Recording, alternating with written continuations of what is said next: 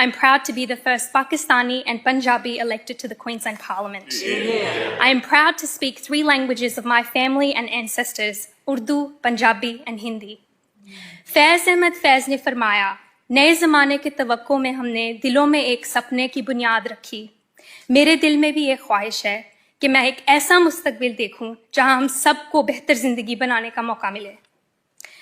हमें ऐसे संस्कार दिए जाते हैं कि हम अपने परिवार के लिए मेहनत से रोज़ी रोटी कमाएं.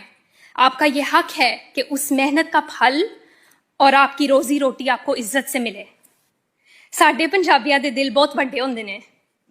सानू ये सिखाया जाता है कि अपने वड्डियां दी इज्जत करो, उन्हां नाल सिखो, अपने बच्चों दे फ्यूचर लिए जो कर सकते हो करो, सब दी इज्जत करो.